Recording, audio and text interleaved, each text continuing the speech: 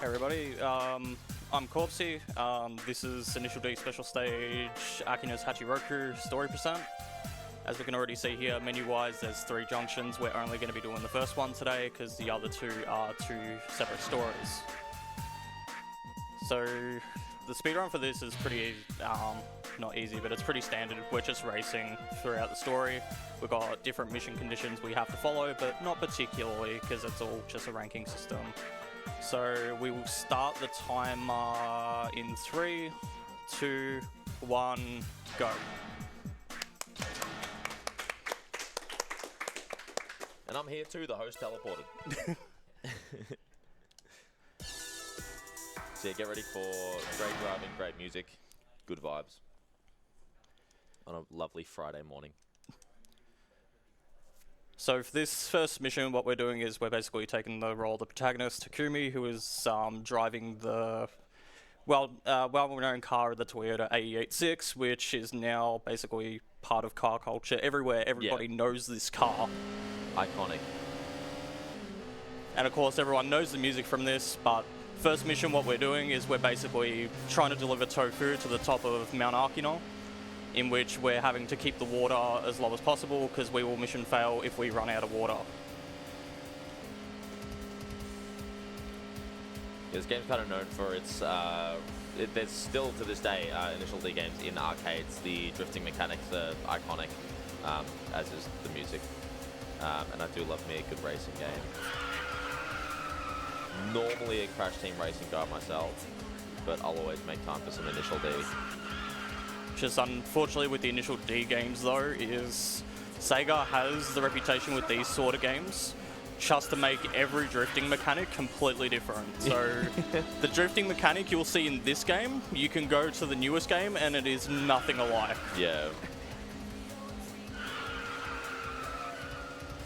So for most of this story, as it does state, Akino's Hachiroku will mainly be staying on the Mount Akino course, differing between downhill and uphill, which is some of the more easier missions in the game.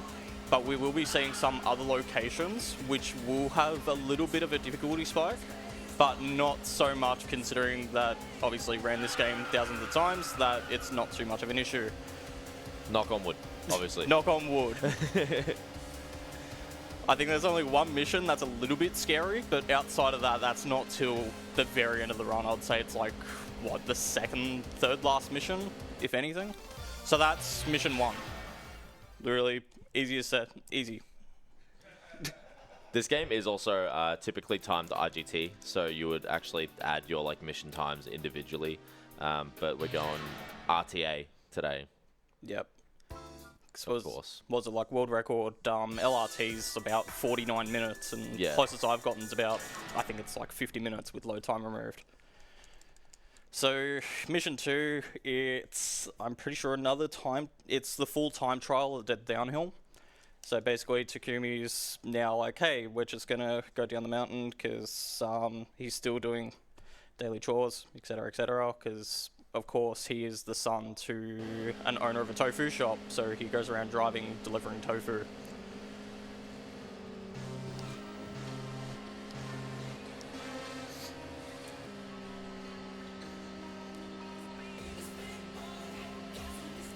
The music makes me so happy. Oh, don't worry, once it gets, I think it's mission 4, that's when we get the really good song that everyone knows. Yeah.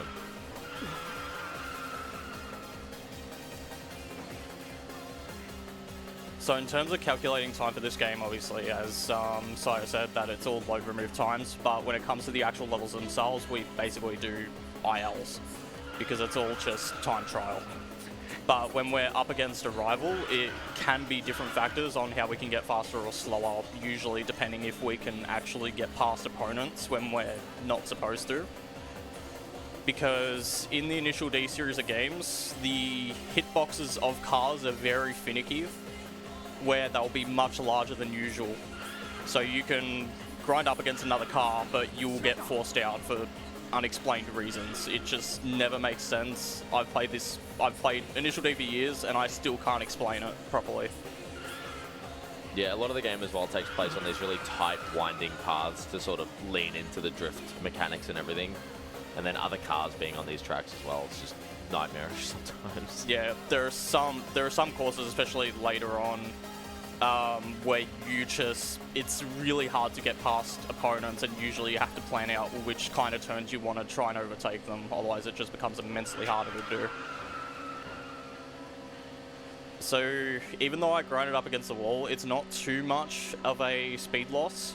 But if you basically go head first into a rail, you will get a speed penalty in this game where your speed will stagnate for about, say, 6 to 10 seconds. And basically, if you were going to go for world records on individual courses, it would be a death sentence. Another thing as well to note, playing manual transmission, so manually switching gears, I believe with R1, R2. Yeah. Similar to like those old like Need for Speed games, Most Wanted, Underground 2, etc. So I think the cue for a shift is, it kind of depends. My muscle memory always goes to Maxi Tune, where like just as you hit the red, that's when you shift. I think it's just like between the 5 and 6. I'm not sure. You'd obviously know it. Yeah, so in this current form of the AE86, we're looking at about 6,500 revs to when the top line, well, when we red line basically want to shift. Okay, so similar, yeah, similar. But it does differ to course, because sometimes we do want to shift downwards, sometimes we do want to shift upwards a lot earlier than normal. But that's mission 2. And of course, taking a hit on the speed, you'll have to downshift to get your speed back up properly. Yeah, and even then, that's when the speed penalty comes in. You can shift down to try and get back your speed. Yep, and there it goes again for the tank. Yeah, as I was saying, so even if we shift down while we have the speed penalty will still kick in, and it will just stagnate even if we do shift down to try and get that speed back, because that's just the core mechanic. So this is our first proper rival fight, but it only lasts for about 20 seconds because the mission condition is we need to get 40 meters past him, which we can do easily on the first turn.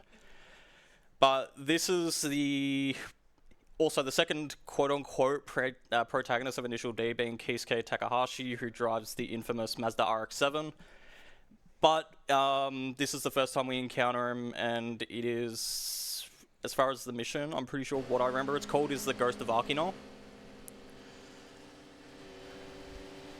Is this the right song? No, it's in the next mission. So you can see what Corpsey was like alluding to earlier with the opponent drivers on the stage. Like the cars take up, like it almost feels like more than half of the track when you like when you're looking at it. It's already done. So, funny enough, just mentioning with the transmissions before between manual and auto, the world record and most of the people that actually do run this game actually use auto. So I'm actually one of the only people that do manual because I find it much easier. But the game is easier than auto? It's just due to preference. It's literally called auto. Okay, so mission 4, we're doing the rest of Keisuke's fight. I will keep it down for a little bit because we do have one of the most iconic songs from the series. And I'll see just if anybody knows the name of this. I'm not going to say it. Okay. And see if anybody knows it. It's running in the 90s. Shut up.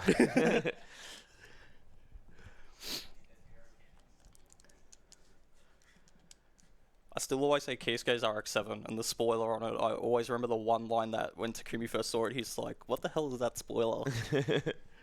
What is this alien car?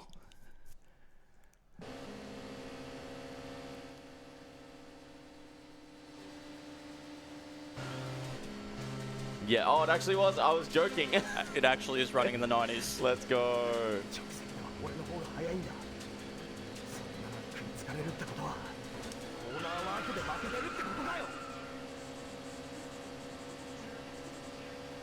Shout out to Eurobeat.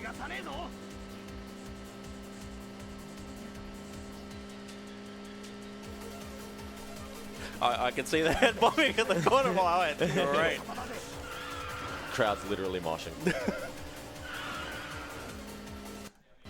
Just just mentioning the spoilers as well on the cars who were looking at old like F1 videos the other day and just looking at like the older cars and how they had these like big sort of narrow but tall spoilers that's just so different to like what's out there now. It was a fun little look back. Yeah, unfortunately, Keisuke with his spoiler, he thought it was a good idea to make it look like an alien car. Yeah. Like how they joke about you could literally eat your lunch on the spoilers nowadays. That's a prime example where you could literally do a full plate dinner just on your spoiler. So one thing I actually forgot to mention, that a lot of Initial D, a lot of courses have their own quirks. So Mount Arkina has the quirk that we are able to actually dip our wheels into particular curbs in which we actually don't lose speed on corners. So the whole highlight of that mission was to be Keisuke's first fight against Takumi and basically seeing the first iteration of Takumi doing basically driving his car into the curb and just absolutely smoking him on the consecutive hairpins. So mission 5 is just another time trial, but instead it's uphill with Kenji, who I agree is probably the best racer in this game. Well, not in the game, in the whole entire series. Actually, no, that's mission 6. This is Iketani. Basically, he jumps in the A86 and he's like, okay, show me how to drift, because he is an absolute chump when it comes to drifting. He thinks power sliding is the go-to and he realizes he's insanely slow. But the whole premise of this mission is we want to fill his bar to 100% so he can pass out and we mission finish. And how we do that is we get above 100 kilometers an hour and we just swerve as much as we can without trying to lose that speed.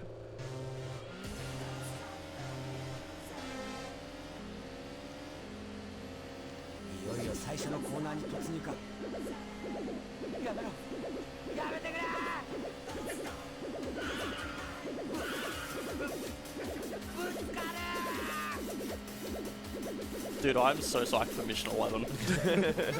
That's the one. That's the one, right? That is the best one. The one. So I will say, unfortunately, Iketani is actually one of the main run killers, because if you don't get him basically passed out before that point, it can take about you gain about 30 seconds if you usually don't let him pass out after that first major hairpin. It never sounds like much.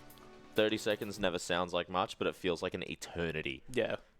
Especially when you're competing between even milliseconds in this game. Yeah. 30 seconds is just instantly over. Because especially if you're considering that you're mainly doing ILs in this game, 30 seconds, it's an instant dead run, start again. Because when you're competing for those times, you're looking at times of, say, like, even 300 milliseconds is major improvement. Yeah. So this is mission 6, where we go up against Kenji, who is part of the team of the Arkina Speed Stars, which is basically all the Arkina crew's team, which is just a whole bunch of newbies. I will say he is the best racer of all time, even though you probably see him like once or twice in the whole entire series, and he never races. But in this game, he's the absolute best. That he is so good that we trump him by about nearly 900 meters. いよいよ峠だぞ。ついていけっかな、ケンジが。悪いけどな、池谷。相手は天禄のノンターボなんだろ。下りならともかく、上りでノンターボにちぎられたことはないけどな。レベルが違いすぎて参考にならない。こっちも続け。そりゃあ限界こうなるんだ。I will say, just also, if I do keep a little bit quiet, just feel free to read donations. Oh, yeah, sure. At all. We've had a couple come in during the run to show some love. We've got $5 from Deja Vu, which says, I've just been in this place before, higher on the street, and I know it's my time to go. Calling you, and the search is a mystery, standing on my feet, and so on. We also had a $25 from Versatile Femboy, which is an outstanding name. There's such a variety of cool speedruns today. Keen to see them all. Good luck, Corpsey. I think I'm going to have to sass someone out later. I think Versatile Femboy is my new online handle. Don't worry, I'm going to hear all about it later. My new like Tekken username or something.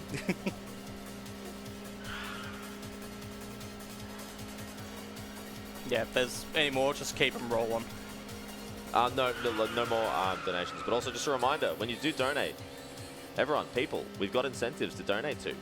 Such as the Snowboard Kids character choice, Everhood's game language, Homer's costume, Homer's drip.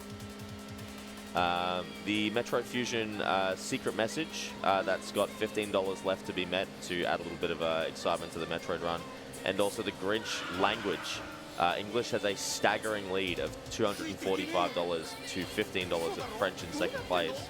But there's always time for a comeback. Grinch is our final speedrun of the event, so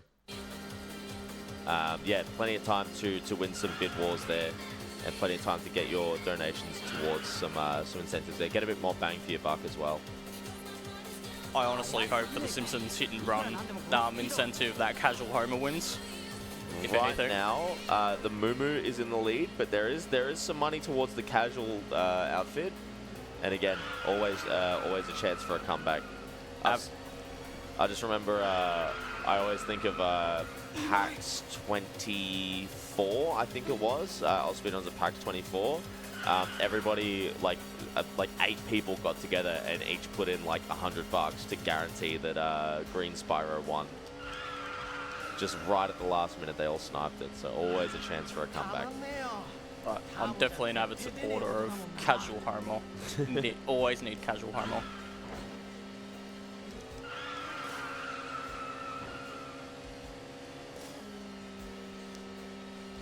So I will say this has not been my finest Kenji one, but it's still passable because we're still... I reckon he's got a little bit of a chance. Maybe if we slow down a little bit, we can maybe give him a chance. I think if the car explodes. Yeah, hang on. Maybe, nah. Then that was the F-Zero tech run against the wall right before the finish, huh? He was so close, though. Just ignore the 900-meter advantage that was at the top right. Just ignore it. He still had a chance. So that's mission 6. Mission 7, we now go up against another team that has decided, hey, the A86 literally just beat Kisuke of the Akina Red, not Akina, the Akagi Red Suns. So now we're going to get introduced to the Night Kids, in which we go up against the black R32 Nissan Skyline of their leader Nakazato. So it may look a bit troubling at the start because there is a scripted event where he will absolutely accelerate right in front of you. But it's nothing to worry about because due to Takumi being absolutely overpowered with plot armor, he can just immediately fly through.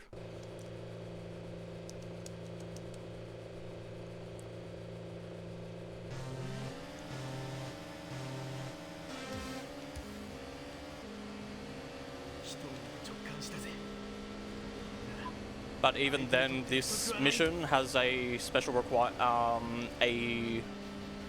win condition that will happen, where a lot of the missions that happen in this game are very in accordance with the series itself. So watching this series, when you do this exact same race, it will follow... Oh. Whoop.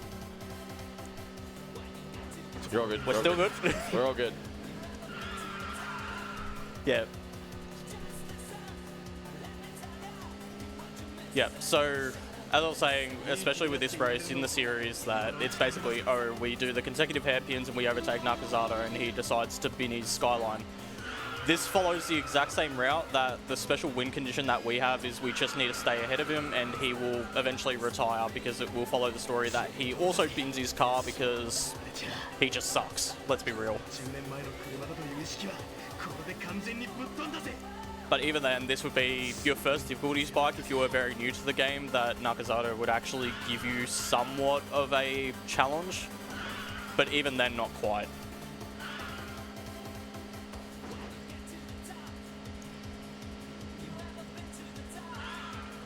Just need to make sure I can try and get this curb. So it's not the fastest of taking that curb, but that is a prime example of dipping your wheels into the curb, especially going on that downhill. If you make no contact with the walls and only connect your two wheels into the curb, you can reach, I think it's approximately 168 kilometers going on that downhill. But it also makes it a much wider margin for error, especially when you have to take the hairpin with the curb at the very end. And that's basically, you have to smash the front of your car into that curb and hope that you can achieve about 130 kilometers exiting.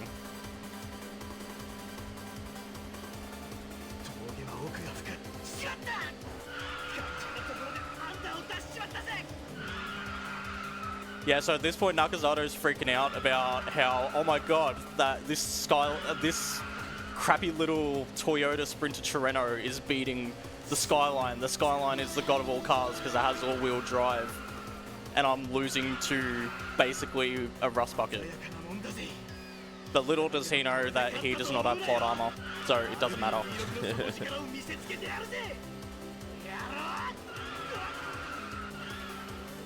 So by this point, he's basically been this car. Yeah. So the next mission, Mission 8, we go up against his right-hand man, who's Shinjo. This is a special mission because in the series, him and Takumi engage in what's called the duct tape deathmatch. So they end up duct taping one of their hands to the steering wheel, and it eliminates half of the steering circle that they can actually use. And this is also reflected in the game, to where if we keep on the accelerator, we only get half of the turning that's normal. So the best way we can go about this mission is when we come up to a corner is basically decelerate halfway through the turns, just so we can get more of our turning back, because otherwise we will just slam into walls. But generally for this mission, our speed will average be reduced just because of that set condition. But even then, he has the special condition that he will also retire because he will nearly fly off a cliff, just because he decides,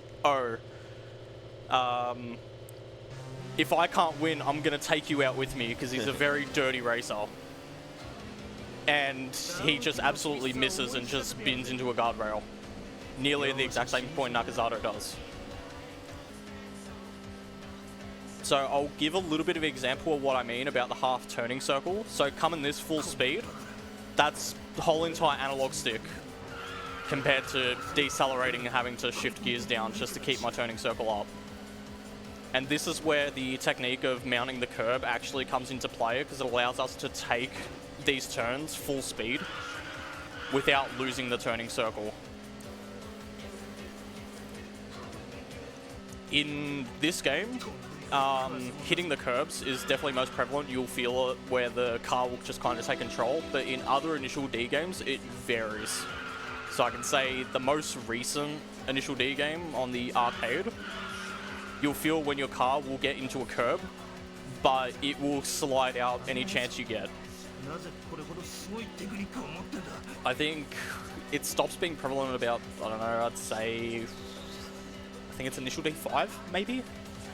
But even then, there are so many Initial D games nowadays, it's hard to remember which ones do which.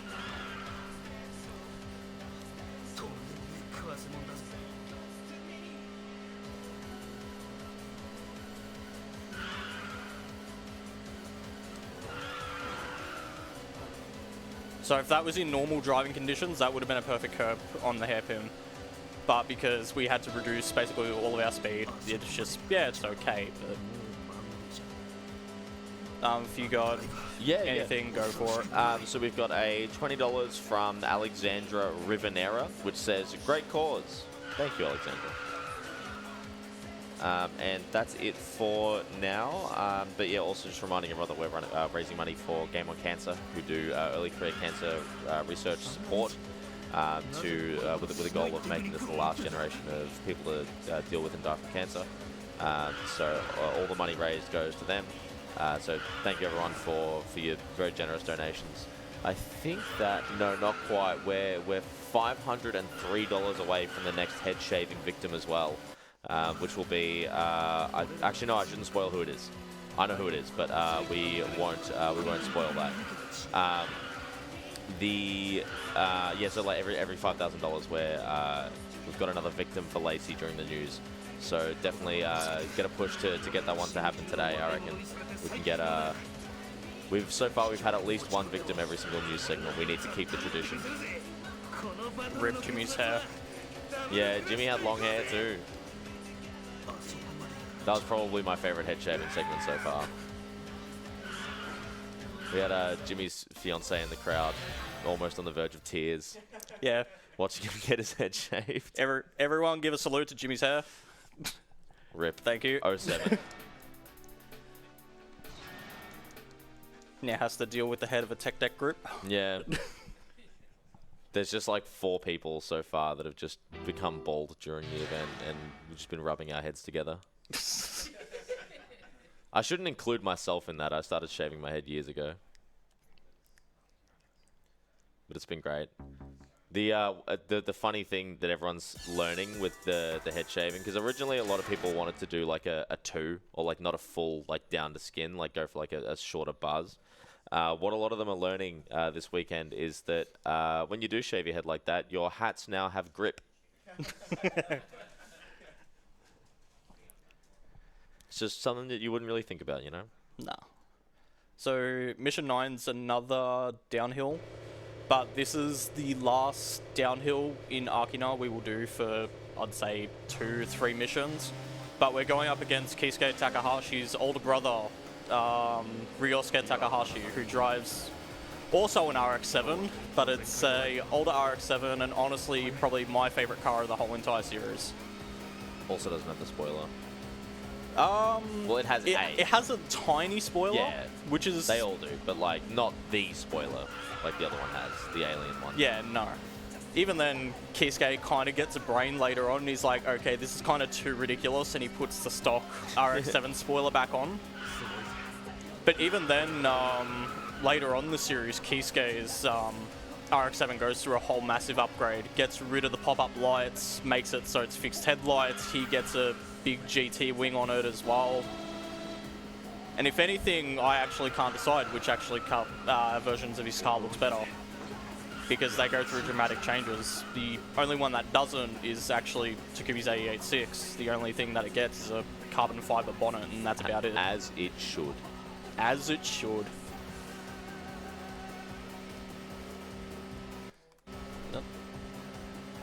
So let's see if I can get these curbs to try and get the most amount of speed possible.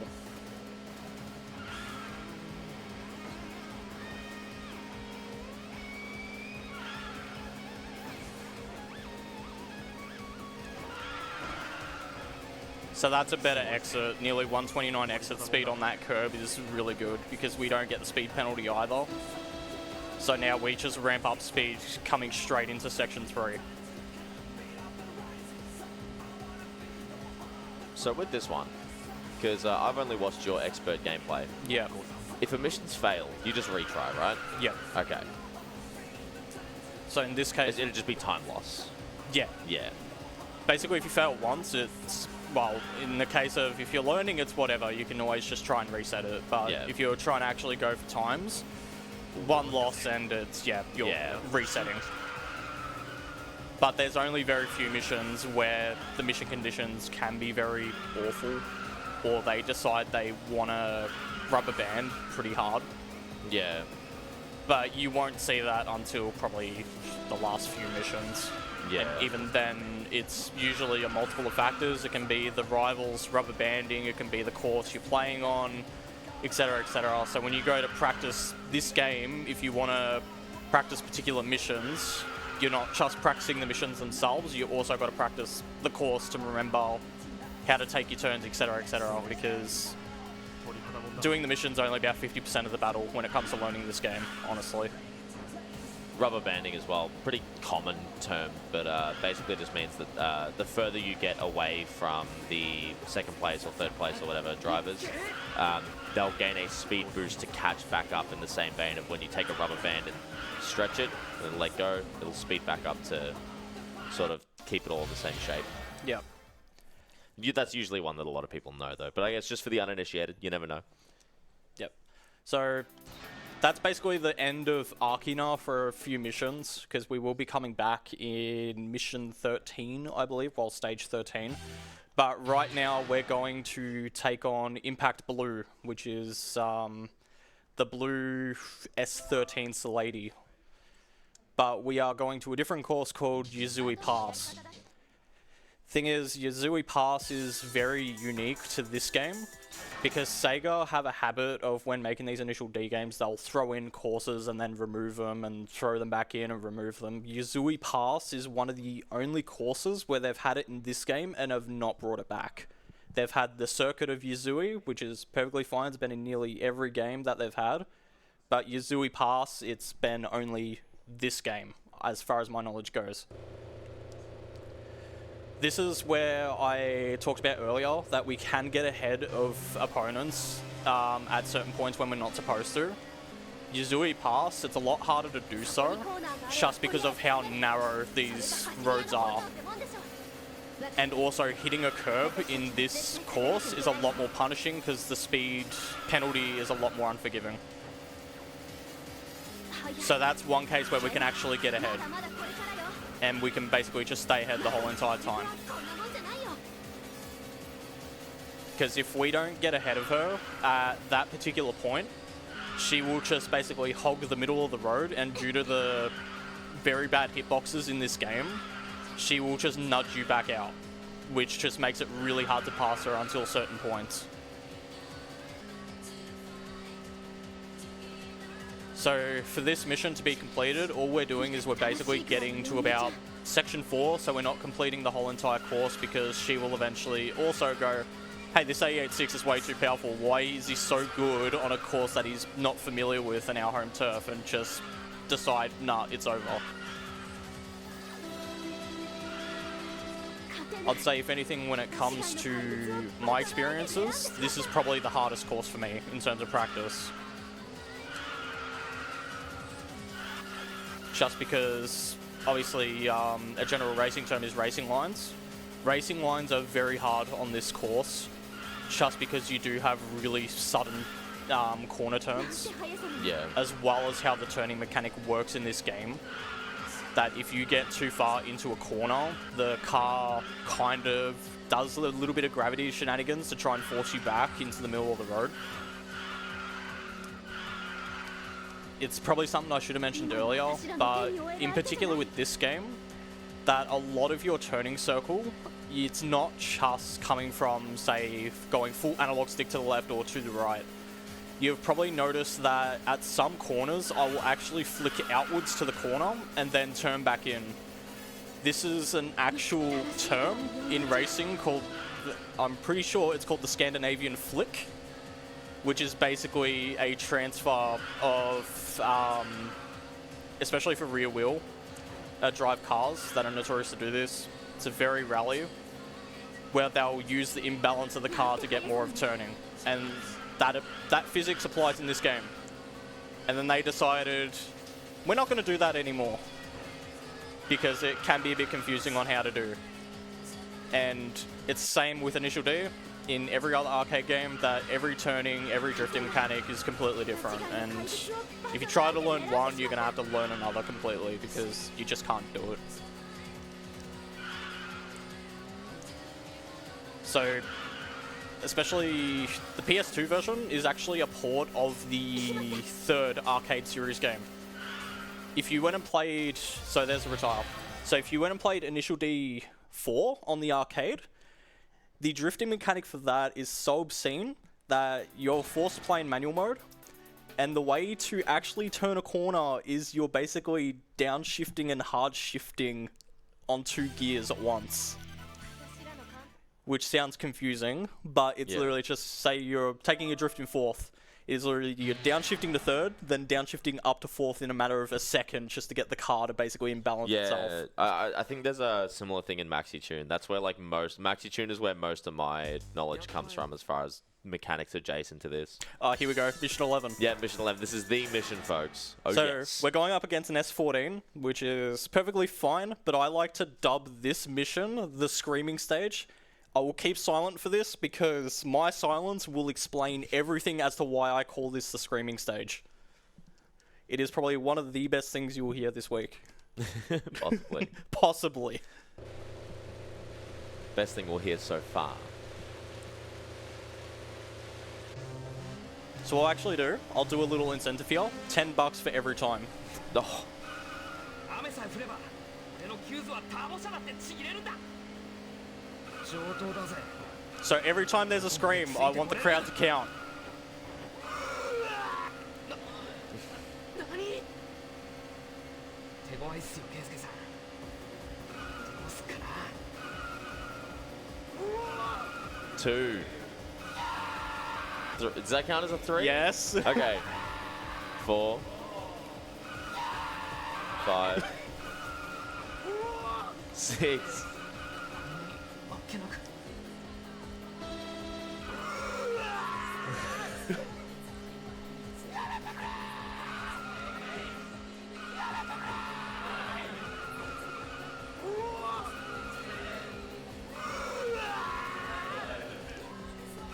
同じスピードで飛び込めない俺とあいつの何がそんなに違うってんだ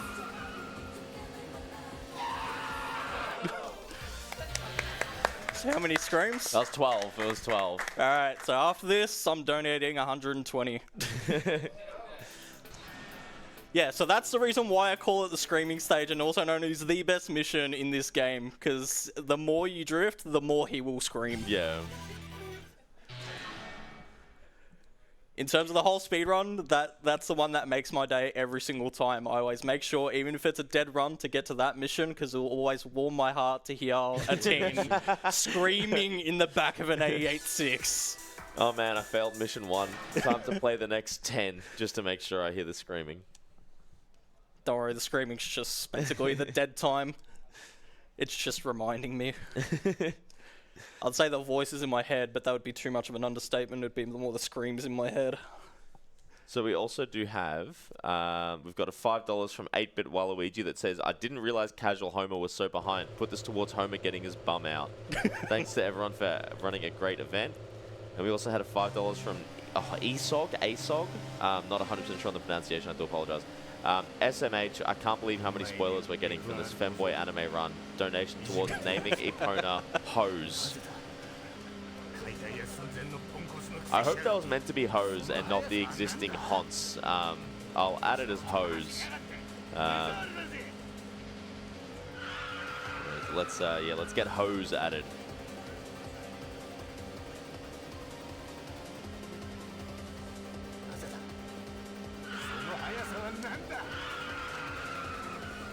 So we got Horsey, Haunts, and Hose now all in the running for the name of Link's horse in Link's Horse Epona in the Twilight Princess Hundo run by Waterproof Teabag later. God, imagine having the thought process of you go to name your horse and you go, Haunts. Haunts.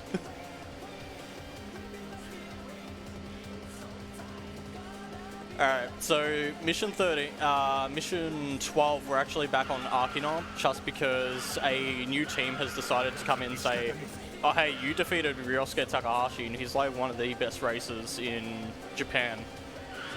And this is Team Emperor, so there's only 2 of these guys, and this is the first one, and they all drive Mitsubishi Evos. So this guy, he sucks. He beats one of the Arkina speed stars and basically grabs their team sticker and just absolutely rips it off their car. Just basically saying, you guys suck, you guys don't deserve to be racers. So they call Takumi and go, hey, this guy's a bully, can you, like, you know, beat him in a race? So he leaves us alone. So that's why we're back here. This is no special requirement, it's just, we just need a win. Gotta love. It happens at the worst times too. If it was on the straight, it'd be perfectly fine, but...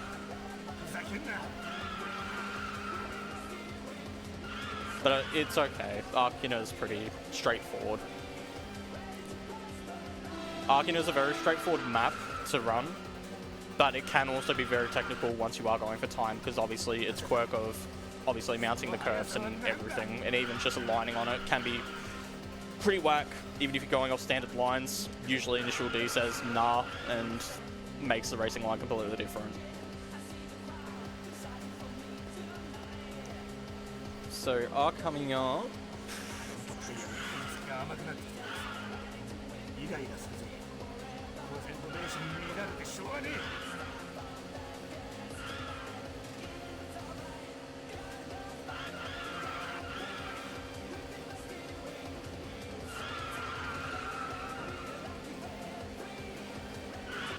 Okay, that's fine. Nice.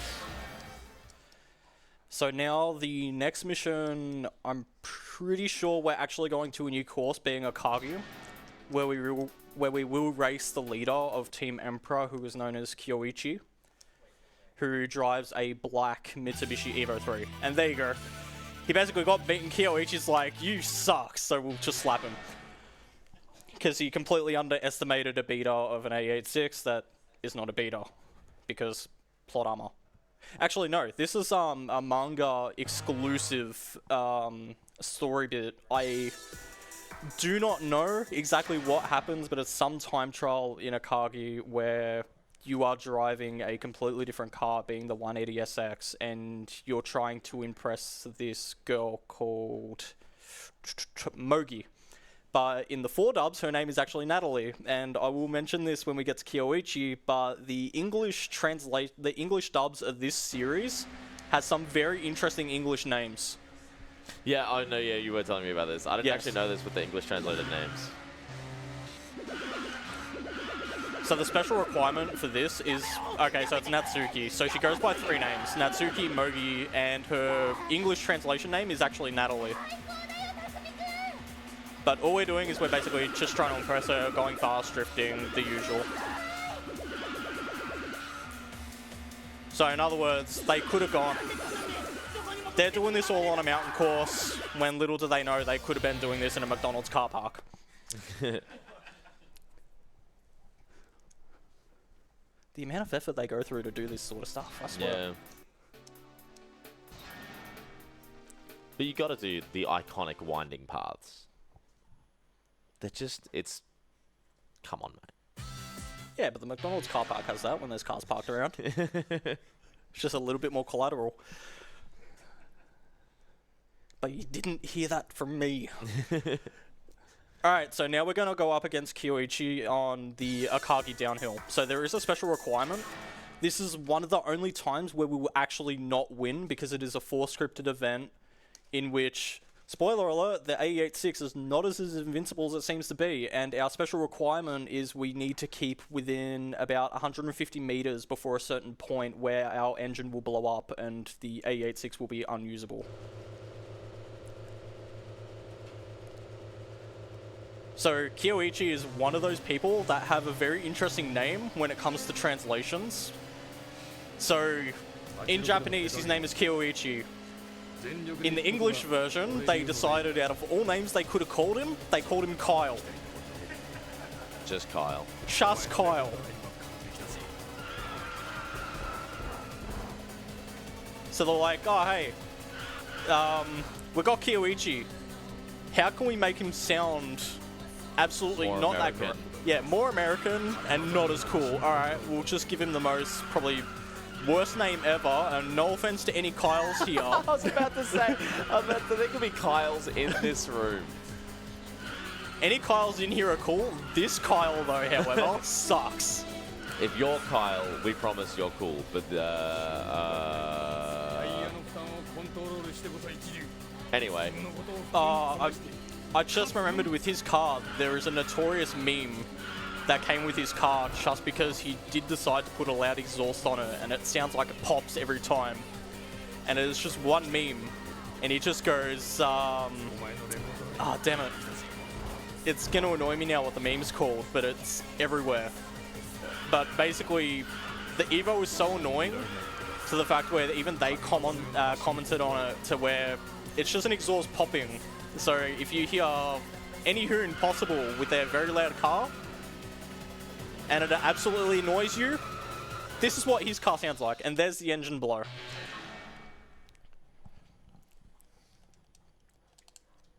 So now we're stuck with an A86 that has a blown engine. So what do? We go into the next mission, and we actually have a new engine in this A86, because our dad is great, and he's gone, okay, we'll get you another engine, you're paying for it. Sure. But little does Takumi know, he decides to put a full rally race engine in this car. And decides not to tell him about it. So for this mission, what we're doing is we're now testing out the new engine, but we are stuck with a limit of 8,000 revs at its highest. You will see our acceleration will be a lot more than our revs can take, because we haven't the engine is actually putting a lot more revs in than what our gauge can see. So the stock A86 in this game has a total of 8,000 revs per minute. The new engine, being the 4AGE engine in this car, revs to about 12,000 RPMs. So as you'll see, that we will immediately hit 8,000 RPMs, but we'll still build speed. And Wataru is a character that basically comes in and kind of assists Takumi, because he is also an A86 driver.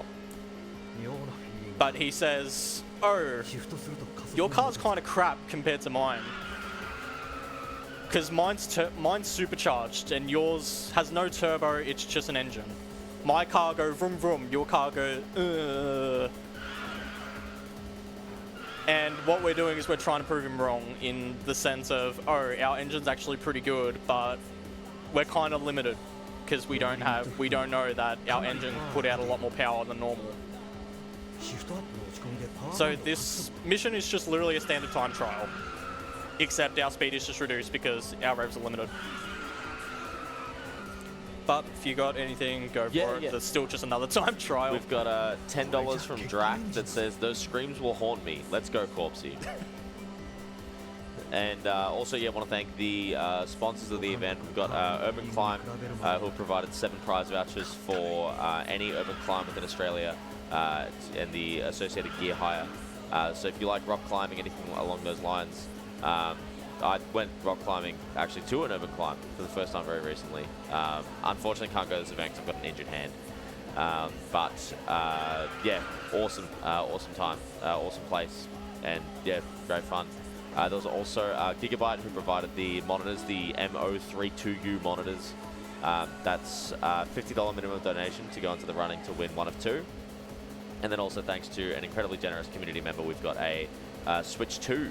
A brand new Switch 2 for the grand prize. So for those latter 2, any donation $50 or more will put you in the running to win those. And if you do need any more information on those, prizes.ausspeedruns.com. And just as I was talking, we got a $20 from Elven Goddess that says, drive faster, we need a tank. Thank you, Elven Goddess. I swear I'll dungeon and rage like next week, please.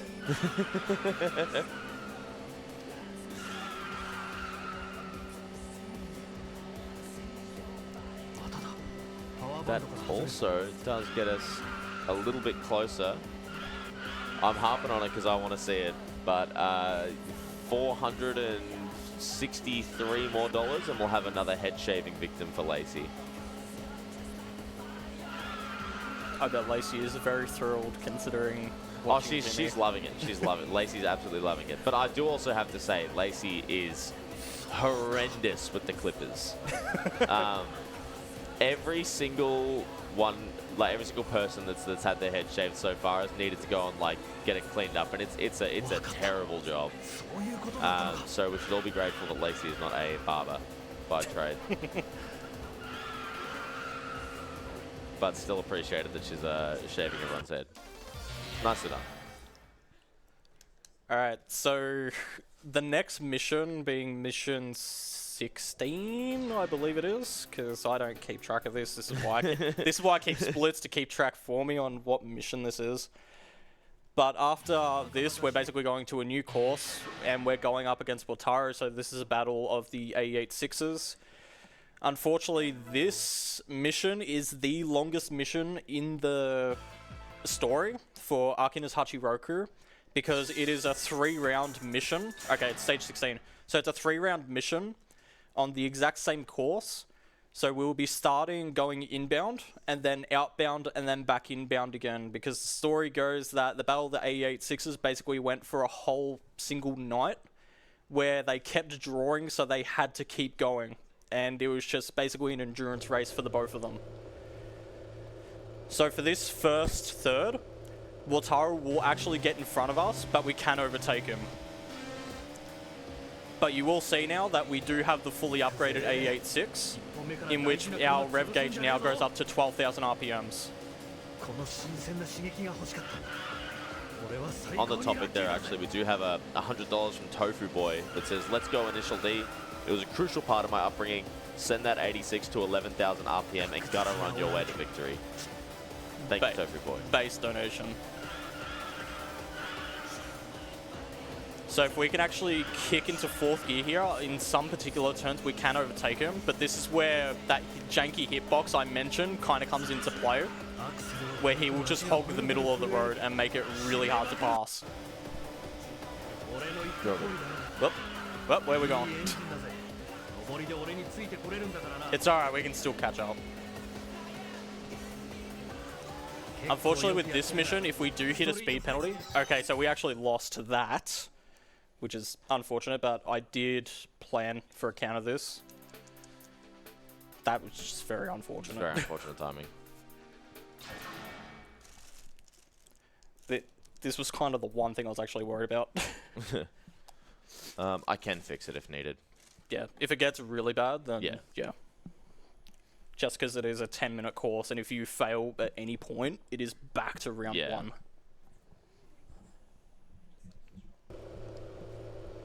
It's alright, it gives us another chance to try and get past him first.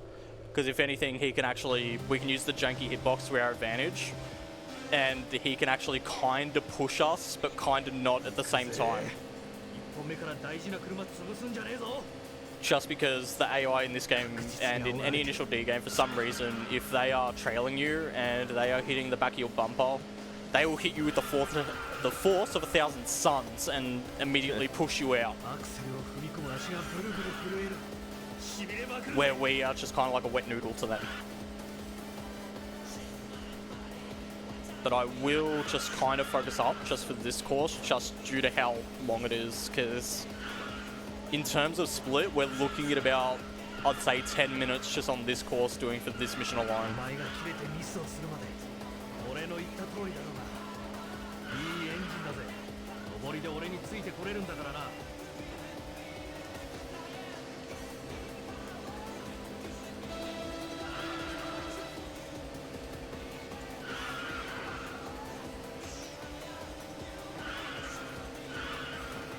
There we go, beautiful. Much longer than normal to get past him, but we're getting past him anyways. But so the reason why we failed that first round was because the mission requirement to not lose is that we have to stay within 100 meters, even if we are second. Yeah. As long as we keep within 100 meters, we still progress to the second round. So we don't actually have to win the first round. We don't have to win the second round as long as we keep ahead of him by 50 meters. But by the third round, we have to overtake him and win. But of course, I think being within 100 meters of him, even if we are second, won't be a problem, because considering we're about 90 meters at the moment, it's fine.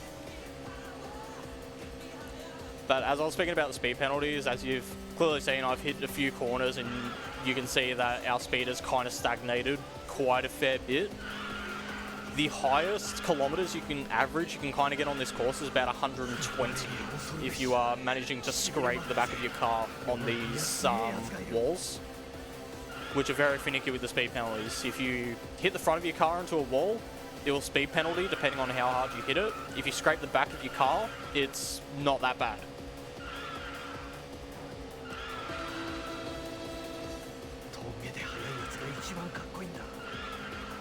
This is also one of the special cases like Yuzui Pass that I mentioned earlier, where it was basically in one Initial D game and never made a return, and it's disappointing because I find this honestly is one of my most favourite courses in the whole entire series, just due to how technical it is.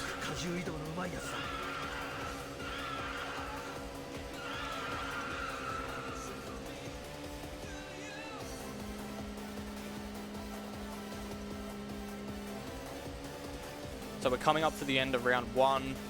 We're perfectly fine against Wataru. We're about 360 meters ahead. I'm pretty sure we're within the limit of staying within 100 meters. If anything, you should be staying within 100 meters of us. But yeah, I was about to say, like, it's not very fair that we lose if he gets 100 meters away, but he can be 360 meters behind. Dun, dun, dun, dun. Plot armor. Okay, so round 2, we are now going back the way we came, and instead he is chasing us instead of us chasing him. Not that much that we chased him anyways. But he will stay back, because obviously in terms of initial D racing, it's very cat and mouse, as they describe it. So we're going to be the mouse, he's going to be the cat chasing us, and he has to try and overtake us to win. But it's not going to happen.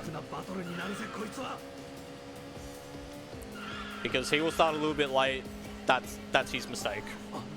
Because we're just going to go flying ahead. And this has now just turned into a time trial for us.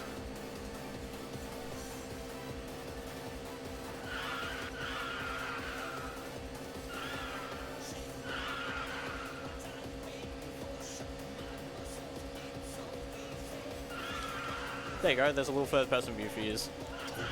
I'm so not used to seeing the third-person view that I thought something was wrong for a moment. Yeah, unfortunately, this is where I'd say Maximum Tune and Initial D, especially in the arcade variants, have very differing playstyles.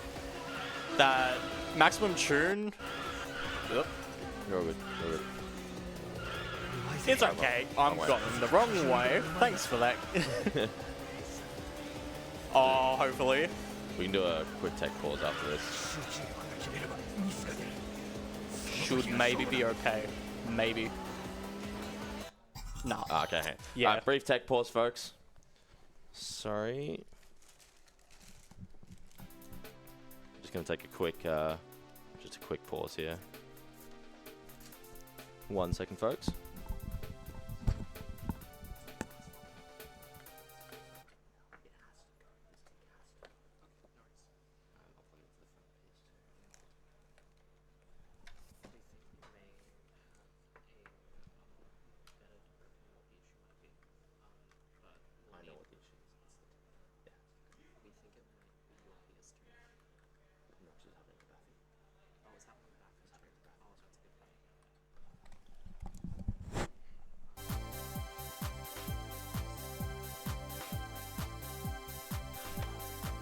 Yep.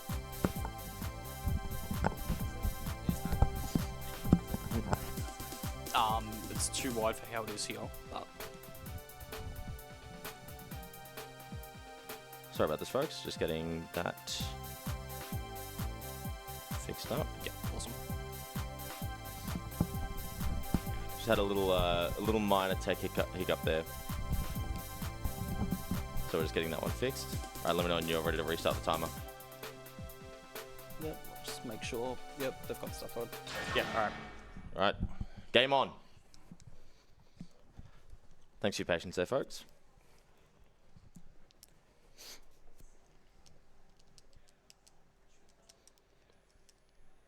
Can't believe this guy's making me look like a chump.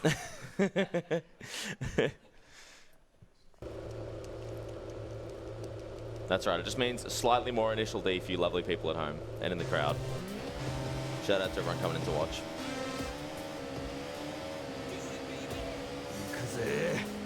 Yeah, so even failing against Wataru in this 3-rounder, it's, yeah.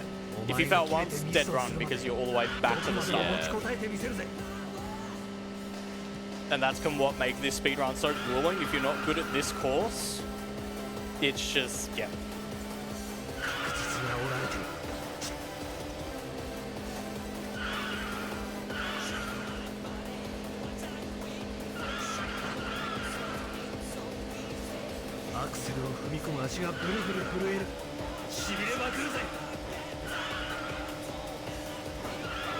There we There go. we That's go. an early pass. Back in front of him.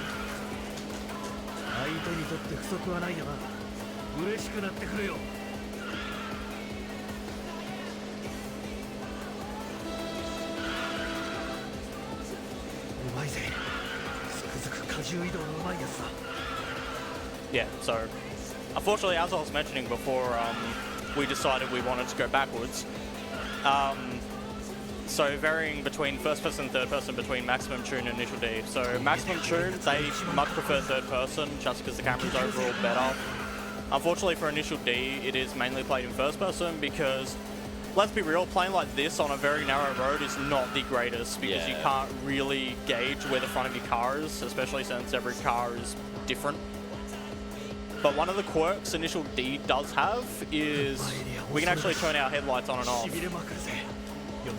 This is actually used in a later mission of the story, which we won't be doing, but it's in the Project D arc, where there is actually a mission requirement called where we have to do, it is actually called the blind attack, where we basically turn our headlights off behind a rival AI, and as soon as we pass them, we turn our headlights back on, but what we're effectively doing is we're driving in the dark.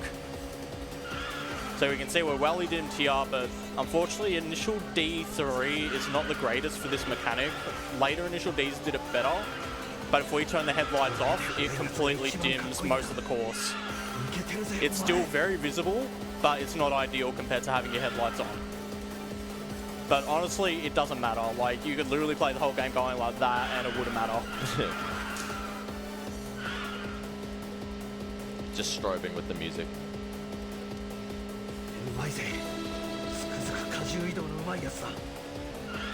Then again, I'm sure you probably would have seen this at any point, but you probably would have seen any Mazda Miata with the blinking headlights where they look like they're winking at you. Let's give you a little wink.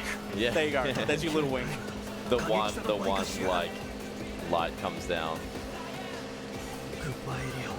Much more satisfying to pop up headlights, fix headlights, not so much.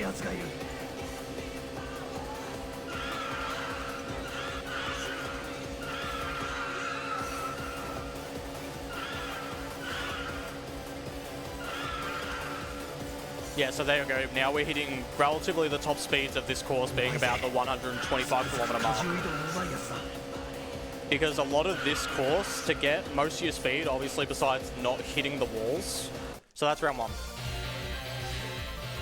So a lot of this course is momentum based. Yeah. So you basically want to be carrying your turns, as I described, especially with the Scandi Flukes. This is a lot of what this course is that you're going to be turning left, like for example, you're turning left, but you want to keep turning left so you can immediately turn right to get more of a turning circle.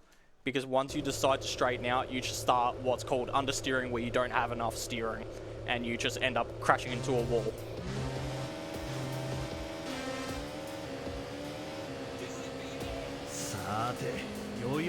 So as we pass Watara, we're just going to say, hope to God we don't go backwards again. Because otherwise if we do, we're going to give him a blinking headlight again, but it won't happen again this time. Knock on wood. Or in this case, knock on controller. Yeah.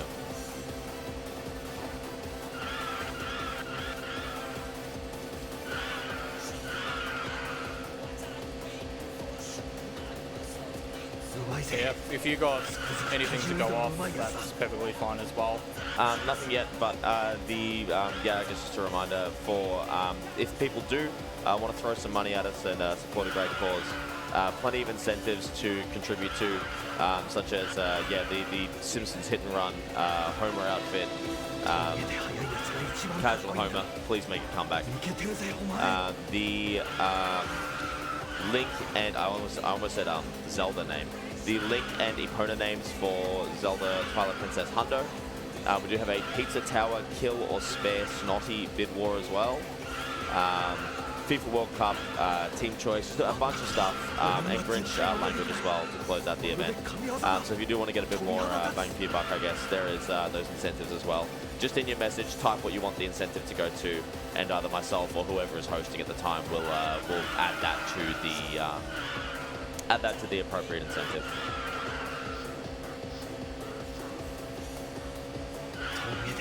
Awesome. So one thing I should mention as well, that obviously you can learn a course downhill and you'll be perfectly fine. You can absolutely learn the course and be like, hey, I got the top time in downhill. But it will not apply when you run the course uphill, because they just have two massively different ways on how to encounter a course. So even though I'm running this course uphill now, while outbound, it is massively different on how we take turns, just because inclines do take into account on how we do things.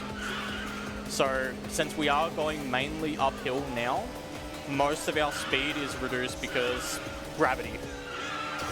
Honestly, if we didn't have gravity in this game, shout out to Baffy, it would look like an F-Zero run. But honestly, I reckon I'd pay a lot of money to see an initial D game with F-Zero graphics where we can just fling the A86 into the stratosphere. There's probably a ROM hack out there or something. Yeah, D0, A86, I guess. It kind of reminds me of anyone familiar with fighting games, I'm sure has had the issue where you learn a combo with your character on the left side and then you're playing a match and you try and do the combo on the right side and you're like, oh, I didn't learn that one properly. Learn your player 2 execution, folks. Those who play fighting games out there.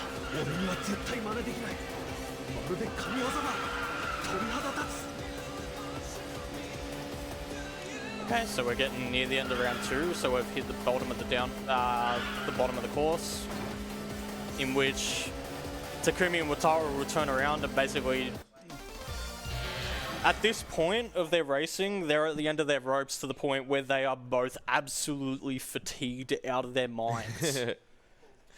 Because especially when you're racing on a narrow course at night and you're having to use every single bit of focus to make sure you do not go off a cliff or into basically the ravine, it fatigues someone. Yeah.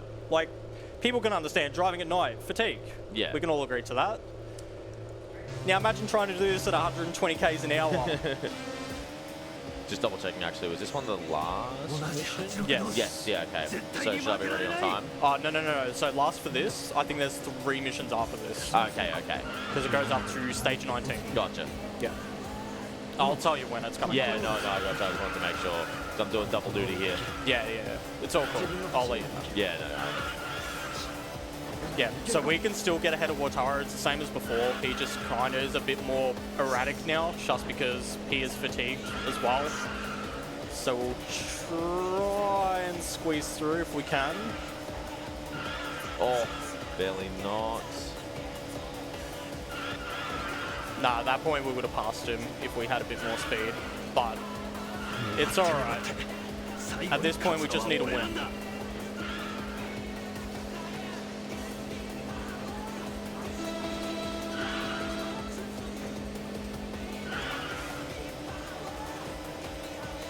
Hey, there we go. Very clean.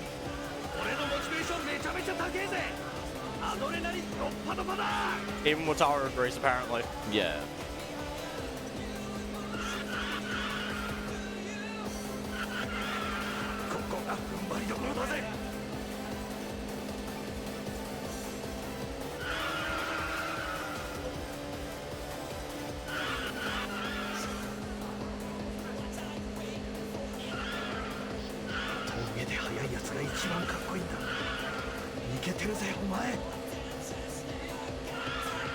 I will say though, this is definitely, Initial D is definitely one of those games, especially on console ports, where if you played racing games growing up, you'd probably always think turning the controller in a certain direction will make you go more in a turn. This is definitely one of those games where it feels that. Even at sometimes I'll do it and be like, please turn. I do wonder, there's a PS2 controller for a very specific racing game that actually allows you to twist the controller and get, it's basically an analog stick that's mapped to the controller twisting. So it is, I'm not joking by the way, it is fully twisting. There's like a gyro in the middle. I do wonder if that's compatible with this game. You can make, apparently once you get used to it, you can make some like really precise turns. But it's for like an F-Zero clone, I think, on the PS2 is what it was intended for. See now, the way you described it sounded like someone modded a bobbit for a PS2. That would be sick. The PS2 bobbit attachment. Yeah, I can see Initial D going well. Initial D bobbit percent.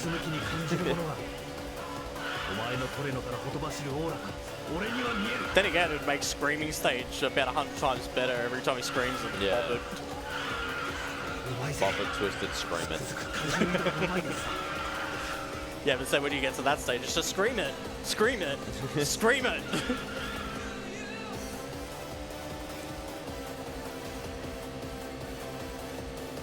Yeah, no, he's definitely fatigued. 460 meter lead, 470. Outstanding gameplay. Definitely give the 07 salute for Mataro. Yeah. GG, brother. We can finally say goodbye to that stage. I was already getting tired of that stage myself. I think I need to have a sleep after that one. Yeah.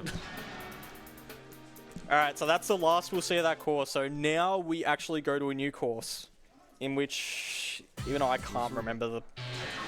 Trying to remember the courses names, I just... at this point. There are so many of them, they keep changing. But it's all good. I'm actually curious, have you so far reached out to hit your split key? Like when you're... No. I'm terrible with that. When I run like at a marathon, I get my like left arm ready to fling out and hit my split key. No, surprisingly not. I've never been like that, even in marathon runs. Like even in Cross's core, I wasn't like that either. A stronger man than I.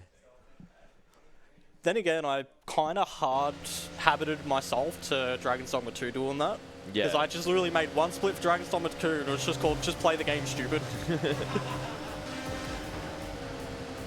Okay, so this is actually the hardest mission in the game, because if he gets past us at any point, we will lose immediately, because he rubber bands insanely hard if he's in front of us. And he can get very close and very scary. So if we see him at about 4 meters, he is basically right on our rear bumper. And he can overtake us at any point. But fortunately, we know the points where he will speed up and try and overtake us.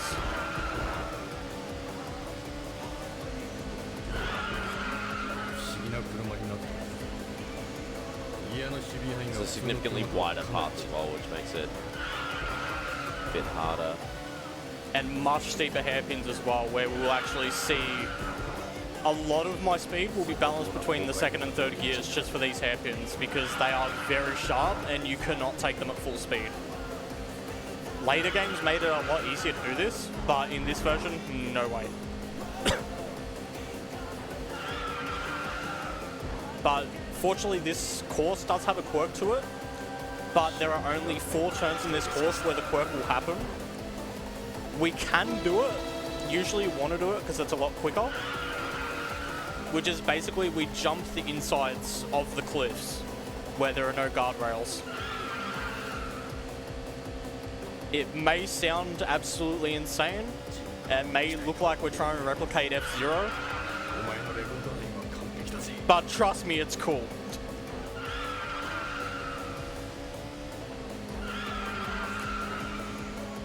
So it's coming up here where we just kind of fly over. We missed that second one, unfortunately. We will get the third one, and we will kind of get the fourth.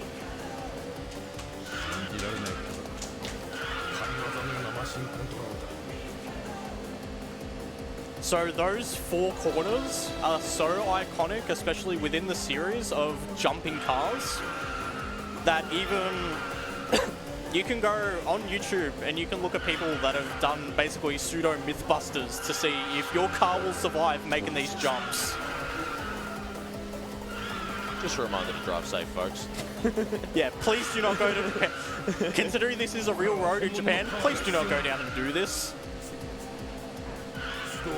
Even though there is a real life video of a bus driver going down this exact same road and he's basically drifting, it is probably the most greatest looking video. Yeah, Chikochi will know as well. When we went to Japan, we went up, I don't know which like road it was, but it was a path up to town Hakone. And it really resembled one of these sorts of roads, and me and Chikochi were laughing the whole time, saying that it was the initial D-bus. Yeah, so in real life, this road is actually a one-way road. It is, you can only go down this road, you cannot go uphill because it is only one lane. So they've actually widened it in this game, obviously, to fit 2 cars, but in real life, you can only fit 1 car in it. And seeing this video of a bus going down it is absolutely unfathomable of how this bus, 1, got there in the first place, and 2, how it can manage to take these turns. Alright, so we're coming up to the second last mission, which is up against the MR2. This is the guy that you will see in the series who first does these jumps on these courses, to where even Takumi is like, what the hell, you can actually jump this sort of thing? He sees it do it once and he's like, you know what, I'm going to try and replicate him too. Just because we like copying people. Yeah. It is more effective to copy people's style. Except I will do it faster. True speedrunning mentality. I don't need to figure anything out. I just need to look at what you do and do it faster. Exactly. 確かにこいつはまともな86じゃないぜ。2リッターの 3S よりも下手すりゃパワーある。 So it's always funny with this character. So in English, ものすごいテクニックだ。 No, I don't think it's English. So in the Japanese, he's called Kai. He is a movie character, so in one of the initial D movies.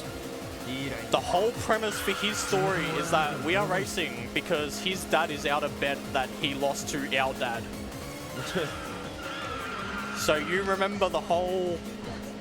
People growing up will remember the whole, my dad will beat your dad. In this case, it is, my son will beat your son. This is not to say Japan's a bit backwards at all. This is just their backwards.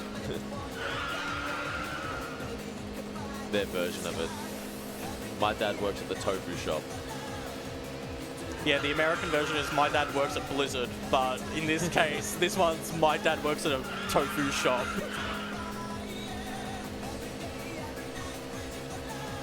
My dad will get you banned from the tofu shop. Yeah.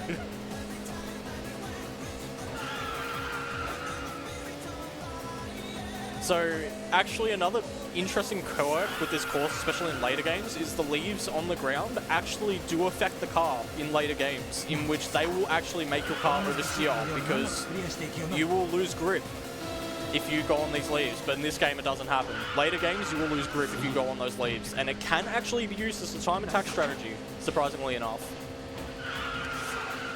But first, you need to be sadistic enough to actually run this course in a time attack, which very few people do, because of how complex the course is. But even then, the course can be fun. I honestly don't like this course, just because I'm doing this the whole time. Up, here we go. So we'll do what he does, but a little bit faster.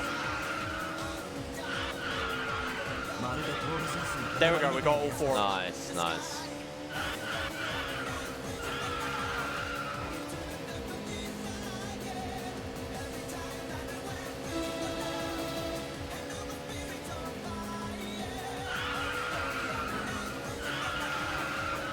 How are we looking on time anyways? We're doing alright.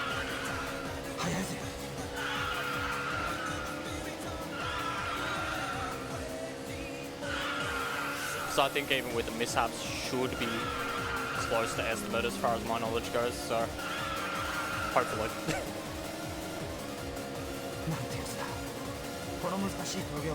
That's alright. Well, this race is basically over because all this is just straight and there's no way he can pass us. I don't know, he could catch up 130. Yeah, no. He'd really have to try. Yeah. Alright, final mission, folks. Yep, and we're back to Akina for this last mission, which is just a time trial. This is actually where the last difficulty spike for Akina's Hachiroku comes in, because it requires you to get a downhill time of 3 minutes and 20 seconds. In terms of how tight that is, it is basically one major mistake and you will not make that time and you will fail. Yeah. This is basically to test your ability to see how well you have learnt the game.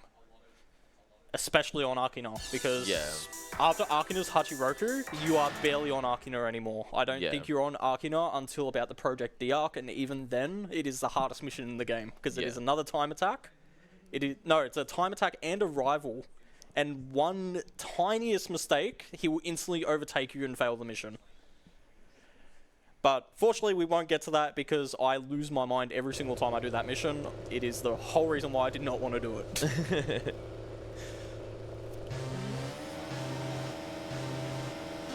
Alright, here we go. So I actually will bucket down for this just so it will finish. Yeah. I'd say if you got anything now, now's the best time. Nothing yet, we'll just let you lock in for this last mission. And enjoy the nice music.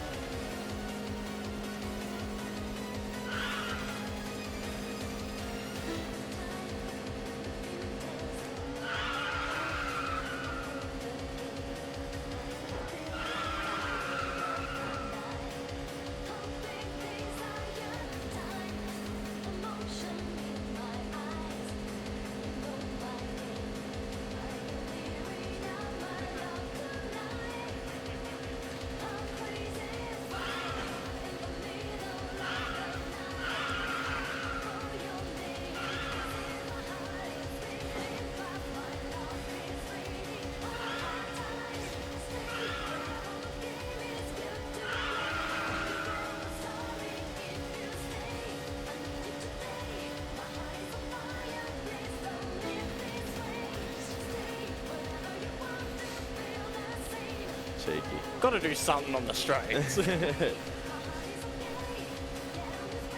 Trust me, it'd be even more cheeky if I was doing it on the hairpins.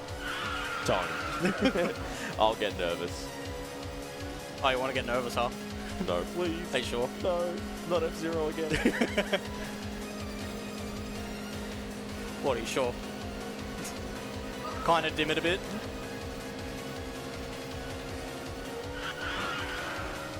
I heard that bonk. That's karma.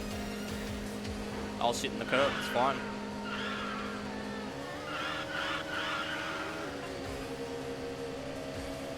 Yeah, sorry, there's no game here, by the way. Don't worry about it. Alright, fine, we'll put the lights back on. Yeah, there we go. And Corpsey said, let there be light.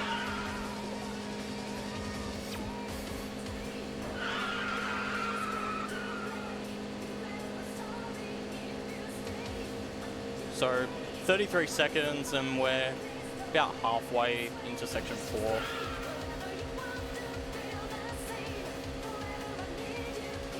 Am I ready on time? I'll let you know.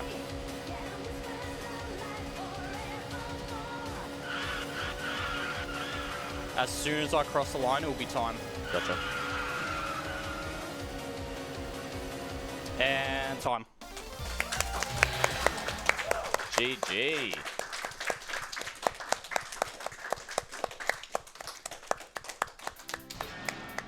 Yeah, so that's initial D, Akina's Hachiroku. So that's actually 1/3 of the story. There is 2 separate arcs as well, but they are all in their own separate categories, fortunately. Because otherwise it would turn, if you did the full game, it would be a much longer run. It'd be about a 2-hour run, and if anything, Project D is actually the shortest run out of all of them, being about 10-15 minutes, because there's only about 10 missions. Mega hard though. So, you were telling me before. Just to confirm that we've done all of Akina's Hachiroku. The second one has opened up where you play as Kisuke, but we've done all from stage 1 to, well, I'm not going to get into it, but stage 1 to all the way to 19. So that's all of Akina Hachiroku. GG. Now I'm going to have to make that donation for Scream Yeah. Stage. Yeah.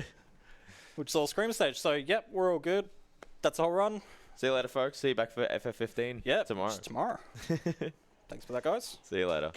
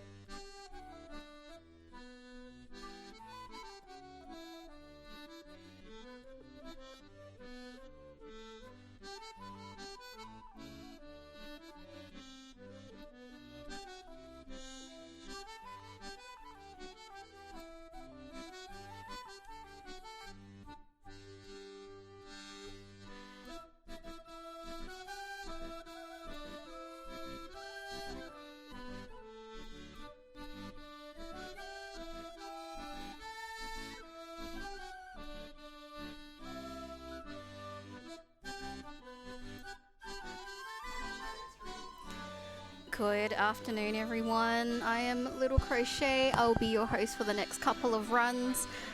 We did have a couple of cash donations come through during that run.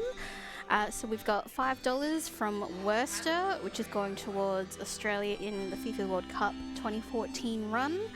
We've also got 5 from Gemba towards Metroid Fusion 100%. We've also got 1620 from Layla towards Metroid Fusion Secret Message. And then we've also got $5 from myself towards Australia in the FIFA World Cup 2014.